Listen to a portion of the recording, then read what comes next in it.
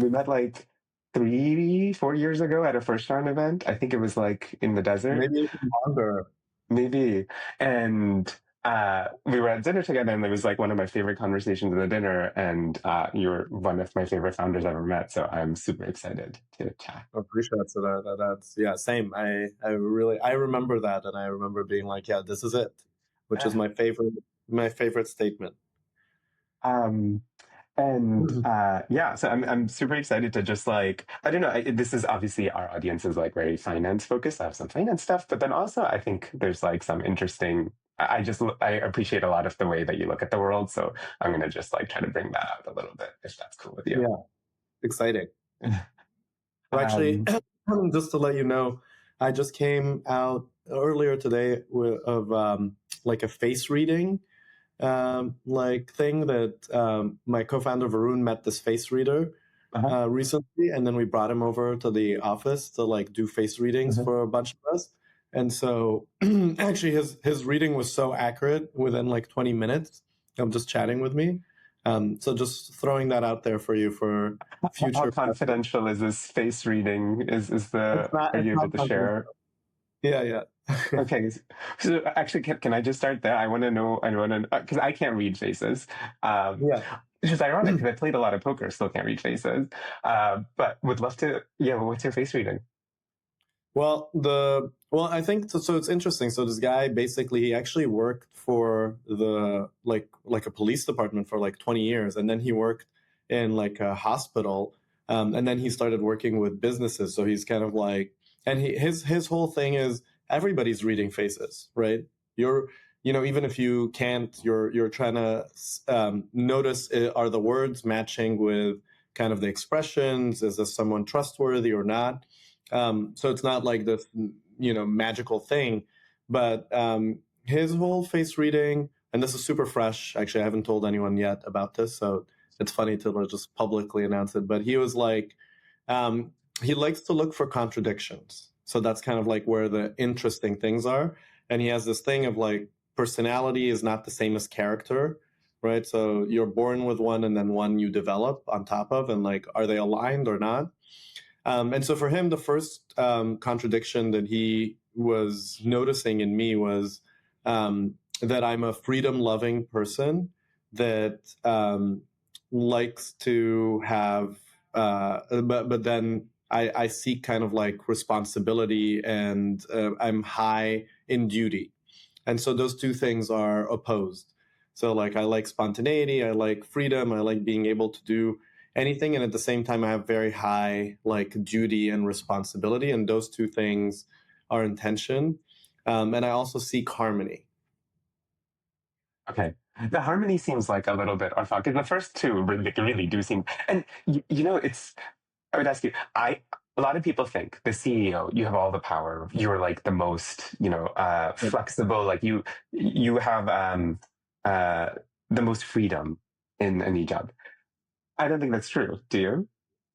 No, I think that like in order, I mean, you're working with free people, and so actually most of the time you are um, just trying to align and coax, and like he was actually saying like CEO doesn't fit me, like CIO, like chief inspiration officer, like you're inspiring people, you're trying to motivate them, and so you have flexibility in how to do that. I think that part is true. You have flexibility in your style, but you don't have flexibility in that it is very difficult to take in so many inputs, like people's, their personalities, the tasks that you need to do, the time that you have available, and then somehow kind of keep that moving along in some synchronized fashion. So you're actually constantly like marionetting like a bunch of stuff, where you're able to like move some of the inputs, but then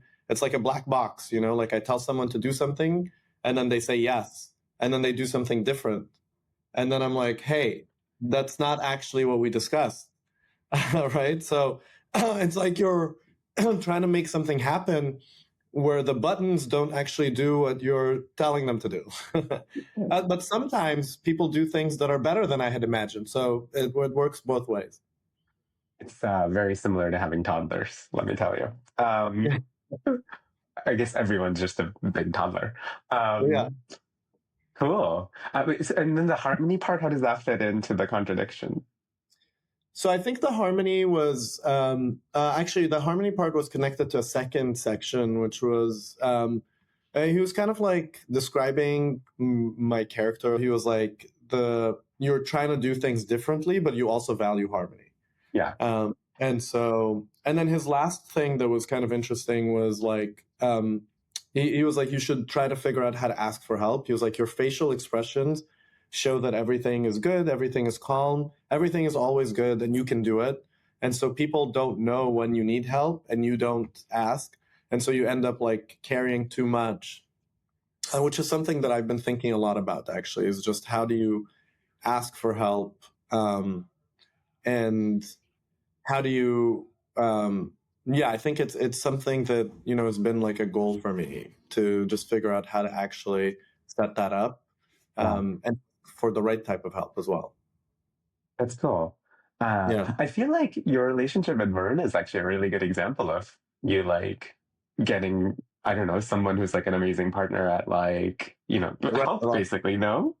No, that's true. Actually, that's a really good point. I think yeah, Varun is super helpful, and I guess like one of the ways that we work well together is that he nags me, which is super helpful, but in a way that doesn't kind of like trigger me. So he might be like, "Hey, you need to write this email," and I'll be like, "Yeah, I'll write it," and he'll be like, "No, write it now." He's like, "I'm gonna sit with you while you write it." Yeah, and then just he'll hold my finger and start typing. That level. That's pretty um, great.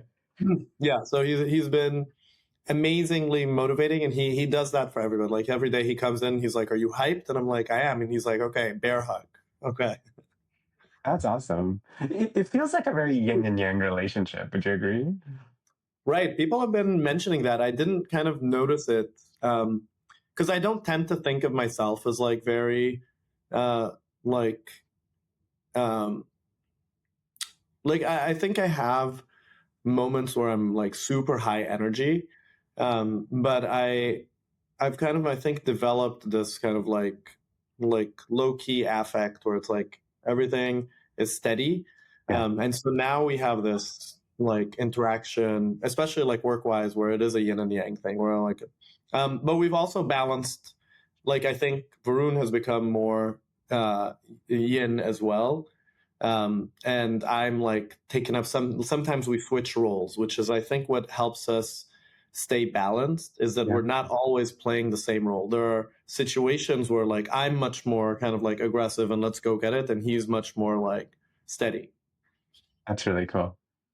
One of the other things I think about when it comes to like sort of freedom loving or not always conforming, from the beginning, from when I met you, one of the things that's so refreshing in talking to you as a founder is that you don't like, it feels like you're less in the echo chamber of the startup scene of like, you must do things this way, or you must, like, I don't know, all the Yeah. you musts of like being a startup founder. You're like, either are blissfully unaware or actively DJF about them. And I am like, um, what are those things that you're like, and how did you do that? People get trapped in that. Yeah, I think that's a high compliment from you. I really appreciate it. I think I call my approach like naive optimism. Like I tend to not be unaware. Actually, oh, one of the things that wow, this face reader, I didn't realize that they were going to play such a big role in this podcast. Me But neither. he was saying that like a lot of people, he's like, I feel like a lot of people have underestimated you, and to their kind of like detriment. And his whole thing was that he was like, you're um, uh, like really observant, and usually people who are observant are quiet, you know. But he's like, but you are someone who talks while observing, and so that's pretty rare. And so that's the thing that he was like. A lot of people might think that you're not like aware of the situation when you are. And maybe this is revealing too much. Who knows who will watch this? But um, I actually thought that was a very interesting observation from him, because he's like, you're watching me right now. And I tend to kind of like have been in rooms where um, I think I understand what's happening, Yeah. right? Whether it's like someone is trying to prove. I've shifted kind of like mentality where, like, let's say some of these status games that people might be playing or trying to like telegraph certain pieces of information. Now I see it as like a form of like insecurity or Yeah. doubt. And so I actually feel compassion for the person. I've like switched it where I'm like, oh, they're worried, they're scared. And when you're confident, you don't need anything, right? Yeah. And so one of the things I've learned is like, actually one of our investors, like they gave us a term sheet, and they were like, kind of like, you fill in like the numbers. And I was like, wow, that's a really confident move. And Yeah. they also know that maybe they were kind of saying, you guys are great, we want to work with you. And I was like, they're kind of like putting all their cards on the table. Yeah. And what I realized is like, well, when you're confident, you're able to say, I want this. Yeah. And if you don't get it, you're like, well, that's fine, I'll get something else. Yeah. Whereas when you're not confident, you actually tend to do things that make it seem like you're better, or like it would be Yeah. great if you worked with me. And so I realized like what one way to imagine it is like, let's say that you had, I don't know, a lot of wealth, $100 million. How would you interact in this situation if you didn't need anything from that person, right? Yeah. And if you didn't need to be known. And I was trying to just embody, I'm like, I already have that. Whether or not I have the money, I'm already. My other kind of like tactic for this is that a lot of people tell you that founders should be like have a chip on their shoulder. There's something incomplete, and maybe that's like a motivating way to get started. But I'm trying to operate from a place of wholeness, right? Where I'm like, what if I operated where I have everything, but I'm just trying to have a good time and have fun. And so I'm really kind of operating from this place where I feel like I'm seeing what people are trying to get to, but I kind of feel like there's nothing at the end, right? Whether you created a big company or not, whether like the product is amazing, like or you've created a great culture, like if none of those are ends in themselves, and like for you to be satisfied, you have to have your own self-respect, and I think that's actually the hardest thing to get. I So I'm think working. what I would say to anyone who listens to this and who's like, "Oh, Kareem, you're so successful. That's why you can say all this stuff." I promise you, like 4 years ago, before Clay was like the obvious breakout success it is today, Kareem was exactly like this. Like he was just Yeah, having I fun. appreciate that. Yeah. And in fact, it was not a breakout success. It seemed like a big dud. And yeah.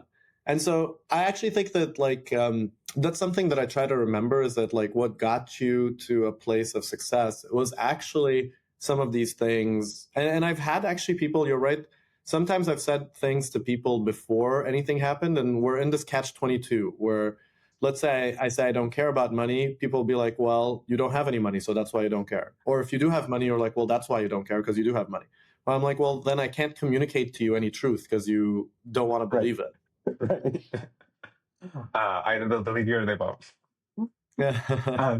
I really appreciate your point about compassion too. Actually, my sister taught me this when like someone's like behaving in a way that is like really problematic repeatedly. Usually, it betrays something going on in their head, and she's like, it can't be pleasant to live with that thing that's going on in their head. Right. Like that really sucks that they have to Yeah, live with painful. that. Like you only have to live with that in your interactions, and they have to live with that all the time. Like that's true. That's right. Yeah. And then it can calm you down, because then I'm not like, if someone is angry, I'm like, they're scared rather than they're, I can't always remember that, but I try to. Yeah.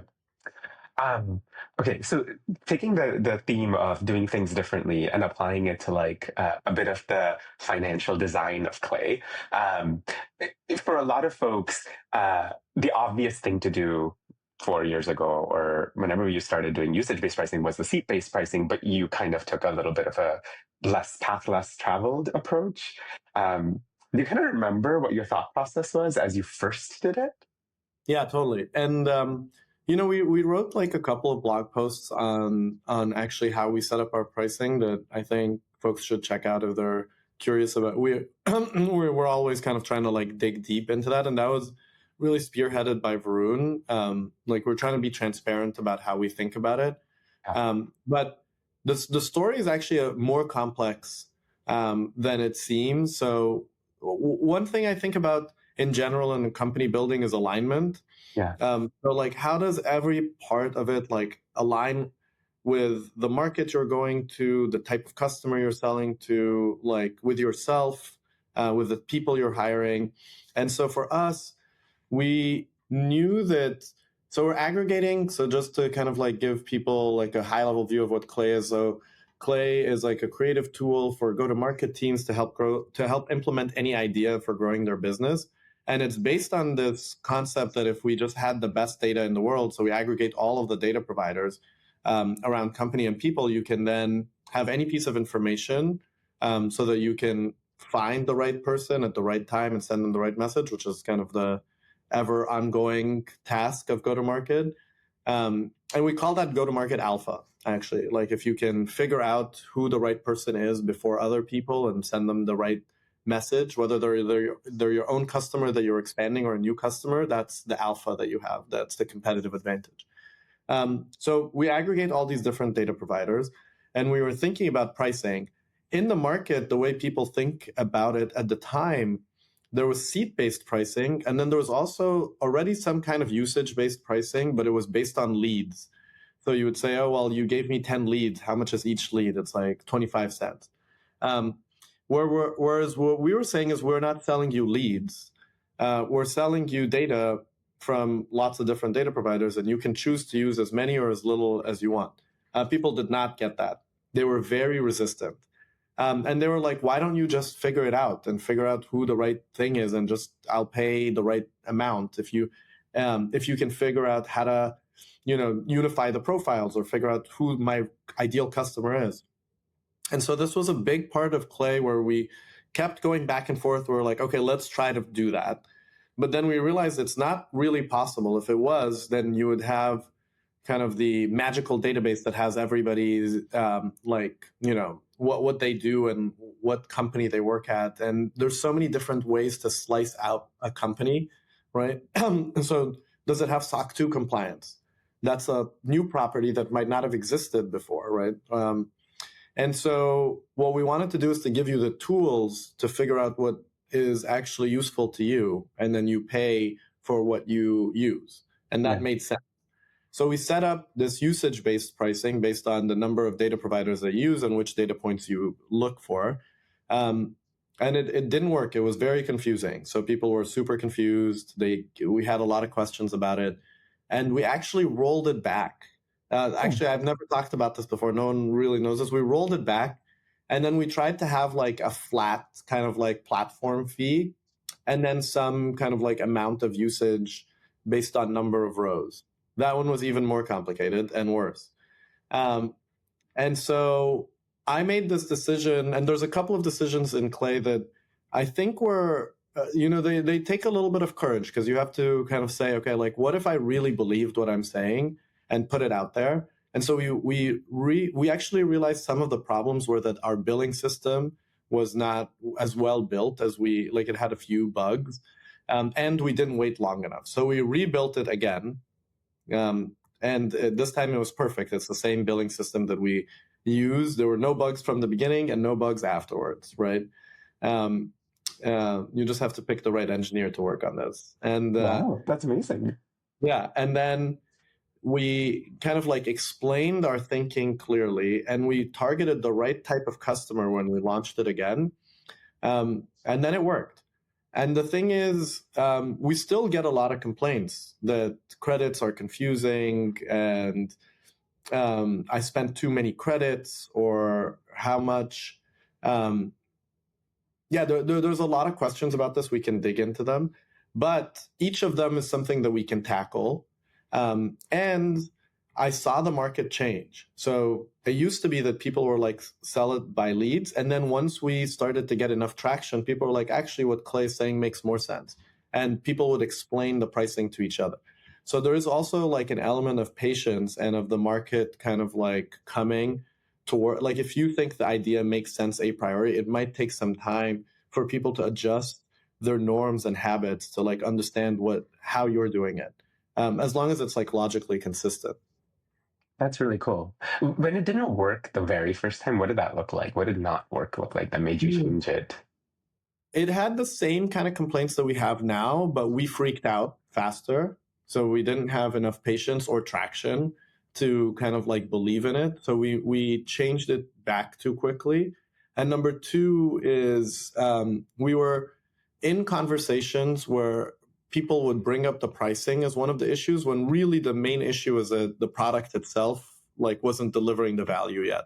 So Yeah. it's like if you deliver the value, then the pricing will, like, it'll still work. The pricing might be kind of a break on it.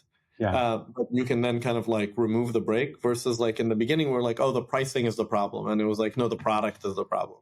It's Right? always the product. It's always Yeah. the product. It's always the product. Yeah.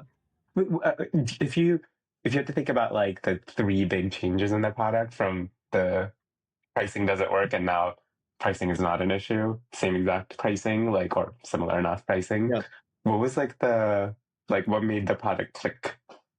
I think there were a number of things. I think the product itself, so in our case, the positioning was the problem even more than the product. So we were positioned too horizontally. So when anything, if you pick the wrong person, then the product is always the problem, right? Like if you give someone who doesn't know how to build a house, like tools to build a house, it doesn't make sense. But if you give it to an architect or or a construction company, it makes sense. So one, we had to position it to attract the right type of customer, which was, in our case, we weren't picking between, are we selling to salespeople, SDRs, or marketing people, or are we selling to a growth kind of marketing person and a RevOps person, like a more technical person within the organization. And so we made that decision very explicitly. We're selling to slightly more technical people. And by technical, I mean that they can think in ways that are like input, output, like computation, and are not in the tasks of kind of like actual talking to customers, selling to them. So they're thinking in systems. And rather than like needing to know how to code. So they're like system thinkers, which is a really powerful kind of like ability, and something that a lot of people can learn as well. So when we decided that we're targeting people who can do that systems thinking, we then can architect all the features for that. And it's okay if there's a little bit of a learning curve. Sometimes people think there's a learning curve in Clay when really it's a learning curve into systems thinking. And you have to kind of isolate those two things. So if you can do systems thinking and you can't use Clay, that's a problem. But if you can't do systems thinking, then we first teach you that, then we teach you Clay, right? And there's like schools now, like claybootcamp.com. There's a lot of like other places where they teach you both in tandem. But yeah, back to kind of what we did was first, we aligned the positioning to say, here's what we do. We're getting all this data from different places so you can implement any growth idea. We're clear about that. We removed any integrations in Clay that weren't related to that. So we removed features that got in the way. And then we streamlined, because our tool is somewhat like Figma or Cursor, like an IDE where we think of it internally as a go-to-market IDE where you can like do things that are unexpected. There's a lot of potential for bugs where you pull data from two different data sources and they don't merge well together. So we started looking at all of these paper cuts and really being super aggressive about fixing them. So when people used to come to us in 2022, we would take a call with them, and it would take us 3 calls to close a customer. I think Varun has talked about this publicly before, but we would do reverse demos. So you'd get on a call, we'd say, what are you trying to do? And then they would tell us, and we'd be like, okay, let's do it right now in Clay. But you do it. So tell me like where you would start. So it was almost like a user experience session and teaching you how to use it. And our goal was to go from 3 calls to 1, and then eventually from 1 to 0.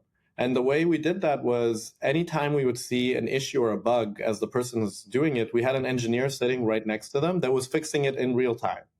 So sometimes we'd see a bug and fix it during the call. Amazing. And so that was the kind of the speed that we operated at, and people found that really, I think, refreshing. Or you would try to do something. If you weren't able to do it, we'd make sure that it gets done right after the call and make sure that you're happy. And then we had a Slack channel where people congregated together, and that's where we did all of our support. And people would discuss. Someone might be really angry at something, and we'd fix it, and then they'd be really happy 5 minutes later. So that was kind of like the speed of iteration that we used to hone in the product once we decided who the target customer is. It's very meta. We're a product that helps people find their target customer, and we kind of like did that for ourselves. That's pretty amazing. One of the things that like CFOs are often afraid of with usage pricing, and maybe this is why you didn't have a CFO till pretty late, is the variability that it brings, and it's like pretty stressful. Did you worry about the variability, or did the credit system help a little bit with the predictability? I think the variability is always like a worry, but the way we do it, so initially. What we did was if someone made a mistake, or things like that, we always just like unconditionally refunded them. So that's the way at the beginning. Then we started adding features to help with that. So we have overage credits. So you buy a set amount of credits in your plan, and then if you go over, you have overage credits. So you always have like a method, or you can upgrade to the next amount. So you have like a mixture between kind of the predictability of like, here's the number of credits that I have in the plan, and then here I can always go above. That's fine. And in our enterprise contracts, we work with you to estimate how much you think you're going to use, and then you buy that plan. And we have all kinds of things, right? So we introduced rollovering. So like you can roll over your credits if you don't use them. That really helps to some kind of like limit. And then you can also the thing is actually that's interesting is that these are all worries before you start using Clay, but once you start using it and you get value from it, then almost everybody tends to use more. And so and the reason you're using more is that you're obviously getting some benefit. We're helping you grow your company. And so if you think about it, if we could show that we help you grow your business by whatever X%, and we say we're going to take 3% of that, you'll be okay with it. And so I think actually because it's actually like a profit center, it's a profit generating tool. There's less of that worry than in other credit-based systems where it's more of a cost center and you're trying to manage spend. But it definitely comes up, and I think the tools around that are being flexible. So like offering credit rollovers if you didn't use all of your credits, offering overage credits, figuring out ways to help you optimize actually your spend. So one of the things we talk about, and maybe this is interesting for your podcast, is that not everything in Clay costs credit. So it's not true that all the value that you're getting from Clay is being captured in credit spend. That's something that I'm thinking about a lot. A lot of things in Clay are free, and they're actually also super useful. And the credits are somewhat tied to data spend. And actually, we're aligned with customers because data costs us money as well. So we want to drive data costs down. And we explain that to people. So we don't want you to use more credits that cost us money because it like lowers our gross margins. And so we actually want to find more and more ways to provide value for you to drop costs down. And so the credits actually, especially on the enterprise side, contain a blended cost of like all the value that's coming within Clay. And we expect that, you're going to use more and more as you get more and more value, but it's not quite like perfect yet. Yeah. And how do you think about this as a business then? Like that's at individual customer level, how credits work. But as a business, you may have more or less in overages or more or less in credit spend in any given period. Does that like were you as the CEO? Not really, because most of the don't forget, when people are buying plans, they buy plans with a set number of credits, and so most of our recurring revenue, and actually we will probably need to change how we kind of like think of our revenue more like Snowflake than ARR. But at the moment, like all of our recurring, not all, probably 95% of our recurring revenue is based on plans with set number of credit. And then there's kind of like an extra amount through overages that Mm-hmm. is really reliable. So we also count it as like a separate component of ARR. We break the two up. That makes And that sense. one goes up and down a little bit, but it's consistently like it's a bit more variable, but it's consistently going up. That's cool. Um, I suppose a major part of this is that there is a actual true recurring portion, and that ends up you need to make it that most people are incentivized to go with that rather than like just do overages, right? Right, right, right. We don't have a just pay as you go, start from zero kind of plan and completely usage based. You buy a plan. It's Yeah. almost like a phone plan where you're like, I'm buying. I don't think that they have those anymore, but where you'll be like, you're 900 minutes, right? But Yeah. minimum. Um, yeah. People who had phone plans in the I guess like late aughts, early 2010s know Right. this. Yeah. Yeah. Pretty ancient. Oof. That's cool. We've talked previously about fundraising, and you've always had, I feel like, a unique perspective on it. And your fundraising like history is also like I feel like fairly unique. It's not the Yeah. you know the usual hyperscaler every year we raise like a round that's whatever.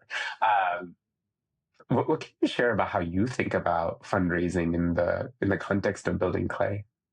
Yeah. Well, we've actually, we haven't announced all of our rounds. So we raised in 2017, 2019. So seed in 2017, 2019. We actually raised an uncapped note in 2020.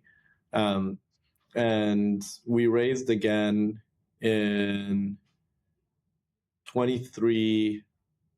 I think we raised twice in 2023 and then three times in 2024, and then twice already this year. Um, Amazing. yeah. So, and some of those, I mean, the like that's kind of like the more detailed look. Actually, on paper, it looks more like there's a seed, Series A, as a yeah, seed, Series A, Series B, and then Series B expansion. Yeah. So you And then grouped many of these. yeah, and then we did the tender, but there were kind of like some notes in the middle. This is just to like help people kind of like visualize this a bit more. But yeah, I think that my strategy is well, there's many elements to it, but it depends where we want to dig in. But I think that I've always thought that the best approach is to bet on us, and so we should have as much money as possible um, for like dilution that's reasonable. In the later rounds, we've been kind of raising at like a 3% dilution, which I think is very low. Um, and so we always raise money if it's the right partner at the right time with the right price. All of our rounds have been preempted other than the seed round. So like the pre-seed was actually preempted, and then I went out to do the seed round, and then after that they all came inbound. And I think, Dream. yeah, it is a dream. It's very helpful because it always takes, even when it's preempted, it takes longer than you think. Like we usually do the deal in like 1 or 2 days, but then it takes, there's a lot of conversations back and forth around some of the details and the diligence and all that. And it is a distraction because it's hard to focus on that and make sure that that gets closed while kind of like dealing with like the day to day of the business. Um, yeah, I think that like the best way I like to think about this is that you have to have multiple options available at the same time. So you have to have a lot of money in the bank, right? Some people try to I personally don't fully understand. I think there's just like a different genre of like thinking where people are like, we have 9 months of money in the bank, or we have 6 months. We've never come close to that, even when we were making zero. Um, so I prefer to have at least 2 years of money always in the bank. And what that means is that we always have leverage and we always have time. And then you need to have like your own investors excited to participate or to preempt the next round. So, and the way to do that is, sometimes it is through like metrics once you start having them, but it is through keeping them kind of excited about the direction and the potential that's about to happen, right? And then you need to have strategically like a couple of people that are looking. I don't tend to kind of spend a lot of time like talking to investors beforehand. I think that if you pick the right set of like investors around the table, they'll be doing that for you, right? Because they have deeper networks, most likely, than you, and they're talking to their friends who are investors. And if you're telling them the right story, they should be kind of passing that on, because it is kind of a benefit to other investors to know who is up and coming that they should get interested in. And um, I assume to get preempted, you're at least doing some talking to some of these folks, or are you like it's not really like how much sharing or chatting with these folks do you usually do between rounds? Um, Not much. And I Yeah, think that you like a lot of times your investors will connect you with a smaller group. So I think it's better for your investors to kind of know who is interested and who isn't, because fundraising is kind of like a breadth first search, right? Where you need to find someone who is already interested and then you align with them rather than convince someone who's not interested.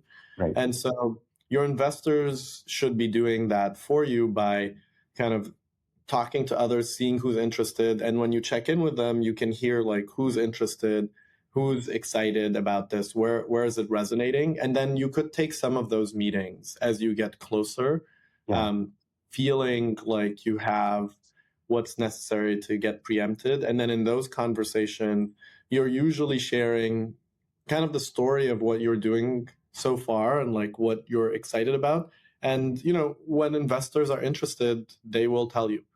You don't need to. It's not like they won't tell you if you don't ask, right? yeah, There is a little bit of nuance here. Like I've gotten into situations where someone was interested but didn't want to kind of like feel like they were crossing the line or like annoying me.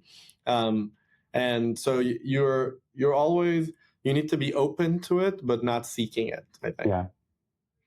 Delicate.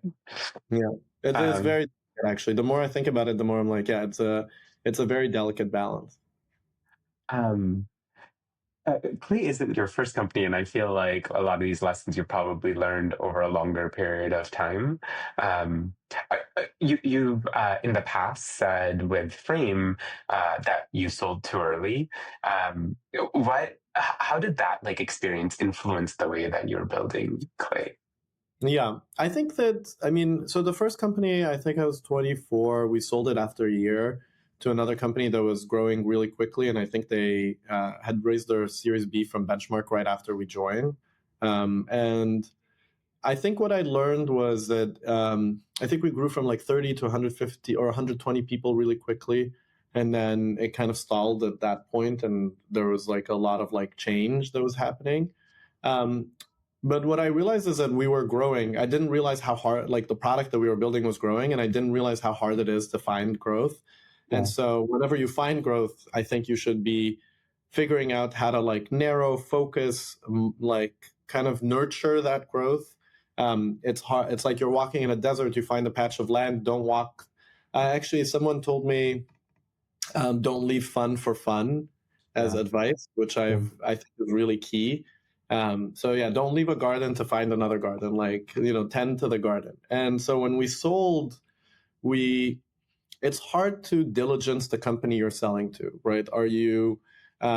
Are the leaders aligned with you? Do they yeah, actually care? At what point will they stop caring once they kind of like sell their secondary in the Series B and they're Yeah. pretty, there's just, and how much and in what way do they care, right?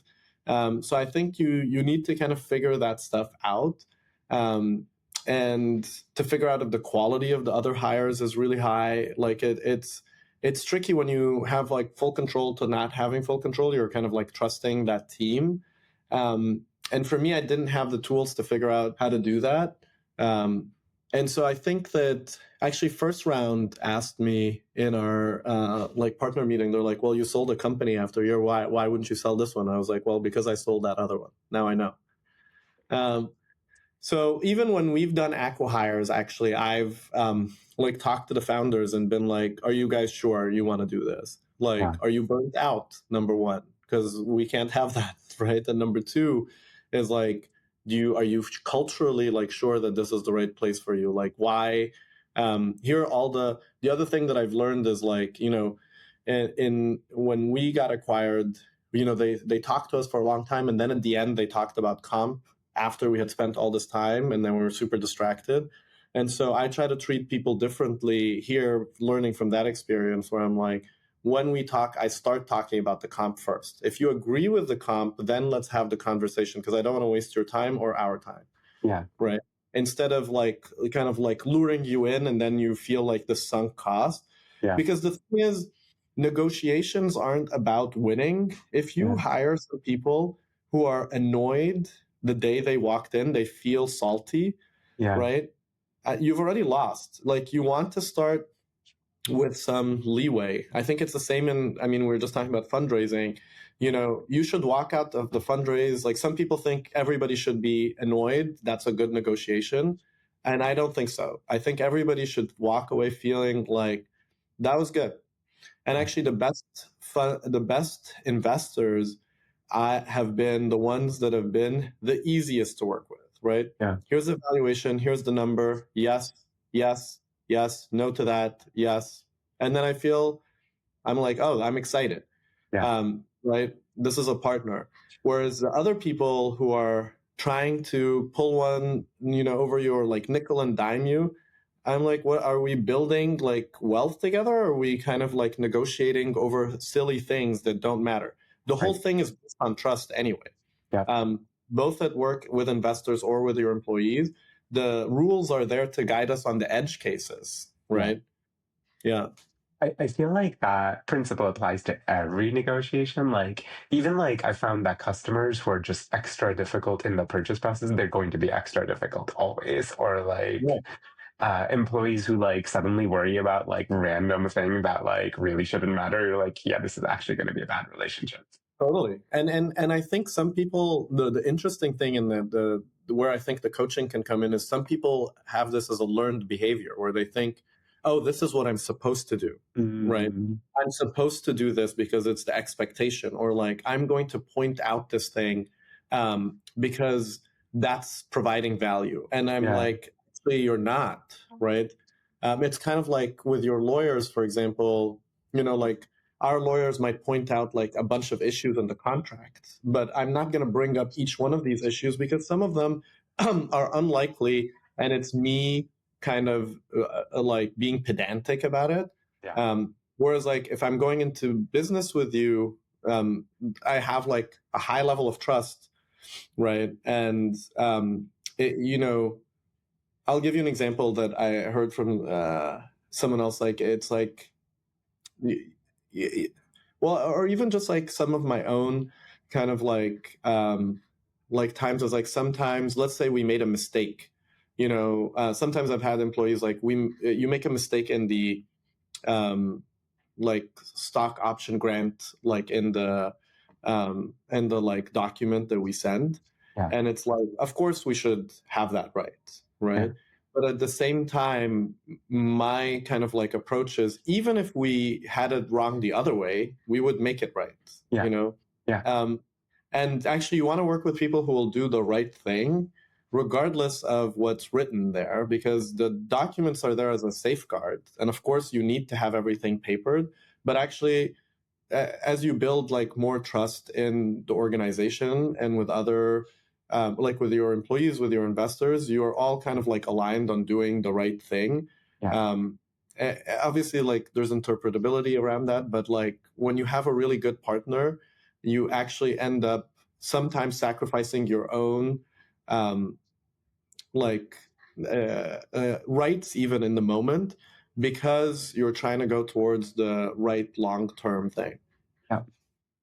It's I like to think of it as like generally I want to work with people who operate in a high trust way. And if they Yeah. don't, it's going to just be painful all around. I'll give you like a really concrete example that I don't think many people talk about, but like, actually figuring out your stock um, price apparently is not as simple as one thinks, right? Like you Mm. think, oh, here's the valuation of the company, here's the number of stocks, divide by the number, the two by each other, and here's your stock price. But actually, if you have convertible notes, there's a lot of things where did they convert before or after. Surprisingly, this stuff is not actually written very concretely, to Yeah. my surprise, right? Like Yeah. you would think that all of these machinations are like, but actually a lot of them are written vaguely in a way to allow negotiations to happen. Um, but it ends up being bizarre, right? And so at one point with an investor, we actually had a situation where we could interpret it in a way that would benefit them, and the price would be lower, and it would actually benefit me for the price to be higher. Yeah. Um, and we had a conversation, and I was like, listen, like, they were like, let's split the difference, right? Which could have been a case, but I was like, hey, this actually really matters to me. And to you, long term, it doesn't. Like, the most of the value is in the company, right? So, and they were like, you know what, you're right. Um, and so they did that. And in another case, like, so another investor I had forgot to write an MFN, like a most favored nations, in one of their docs.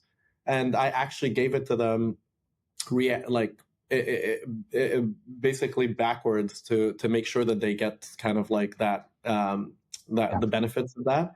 And Yeah. I think that's sometimes what makes you an actually good like business partner, Yeah.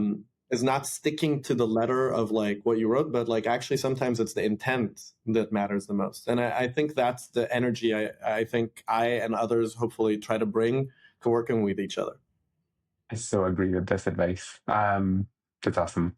Um, I have a question around like how do you like maintain capital efficiency even while raising large sums of money? Because you keep the team so small. Like, yeah, I mean, I don't know the exact numbers, but like I'm fairly sure like Clay punches way above its weight in employee count as versus like revenue and growth and all of that.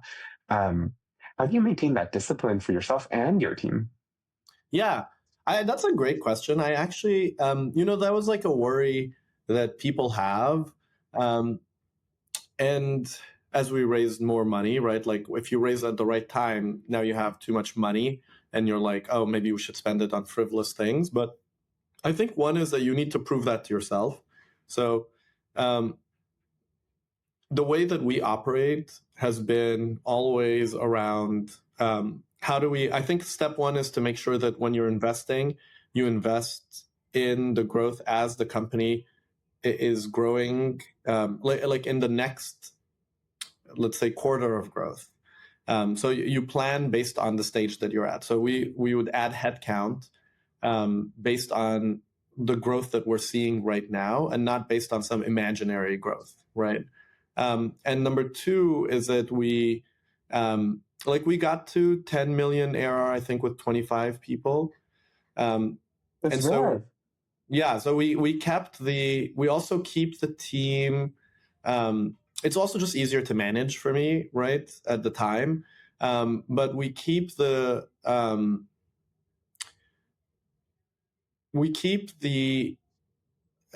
so there's a couple of things actually that make it possible for us. One is that we are a PLG based business, so a lot of stuff is inbound. And then once we started doing outbound, we would do it in a small kind of like experiment and then grow that very carefully. And the same thing with like the engineering team. So we always kind of like push ourselves to be, slightly, um, like overburdened, and then we lessen the burden rather than we add capacity and then we kind of overtake it. So we're always in a place where there's slightly more work than we can handle, and that forces us to prioritize. It doesn't mean that we kind of like overwork ourselves. We're like, oh, there's too much to do. What are we going to do first? And then if we can get more people, what will we do next? For me, I've always wanted to like control our destiny as well. That's why we have, like, we've always tried to be close to profitability. So our burn rate is pretty low. Yeah. So that if we stop hiring people to invest in that growth, within like 2 months, we could be profitable. And we've actually had like some month where we've been like accidentally profitable just because like some of the enterprise contracts pay us ahead of time. Yeah, but like our core thing is to be able to have enough money that we control our destiny at all times, close enough, like we add headcount so that our growth at any moment we can turn it into profitability. Once obviously we hit product market fit, right? Yeah. And then we add the money to give us flexibility. And maybe it's like an internal thing. Like to me, every time, I don't know, I do this with my own personal money. Like every time we reach a new milestone, I'm like, we never go below this milestone now, right? So we have like 50 million in the bank. I'm like, we should never go below 50 million, right?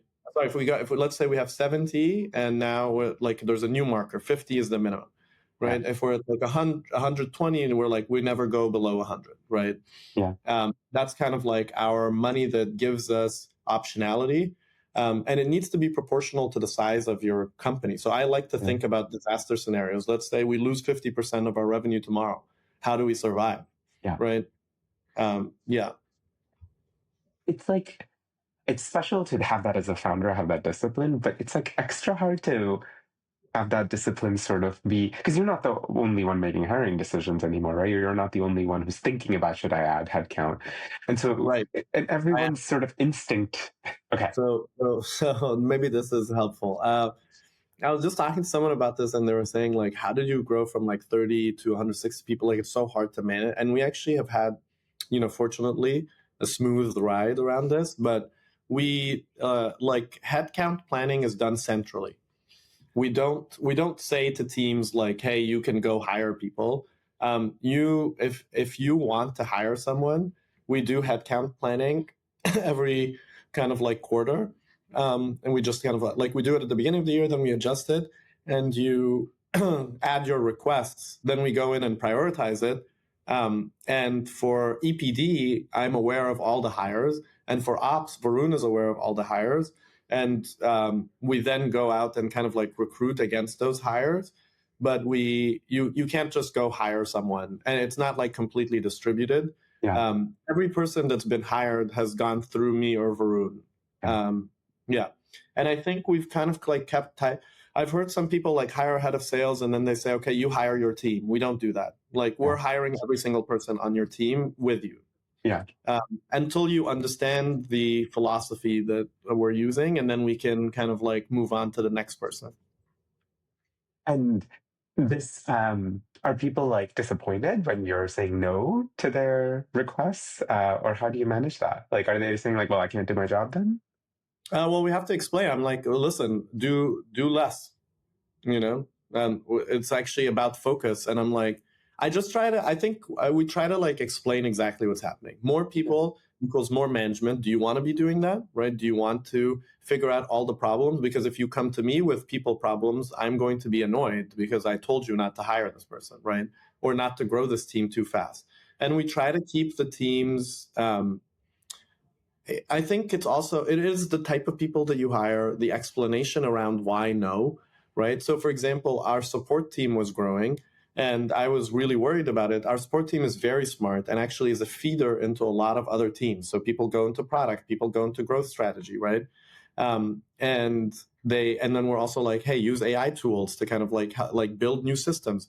But actually the support team to me is the vanguard of the product team. I'm like, you're the product team. You know everything about the product, more than the product team. Yeah. So, but at the same time, if it's growing too quickly, right, we'll have a problem. And the problem isn't actually that there's too many people. The problem is that we are not feeling the pain as an organization. So I would rather that the support team is quite annoyed at the EPD team and is Yeah. bringing it up so that we can fix the things rather than there's more support people to like fix support tickets. So sometimes you have to engineer things so that the pain is felt around the company. If we don't have enough engineers to build features, right? Well, we need to decide which features are most important. And also, maybe we should ship things with fewer bugs so that we actually have more time building features. So I think sometimes forcing the issue through controlling headcount is super important. That's And I so don't good. want to control like a super large organization. It's very, very challenging to make sure information flows. So we all are like, we want the smallest team possible because it's just better vibes. It's so true. I know we're a bit over. Thanks so much for taking the time. I could hang out with you and talk to you all day. Maybe I'll just come to New York and do that. Yeah, please. But thank you so much for all of this and for sharing so much, all about the face reading all the way to controlling the finances. Really appreciate it. Yeah, this was super fun. Thanks for having me.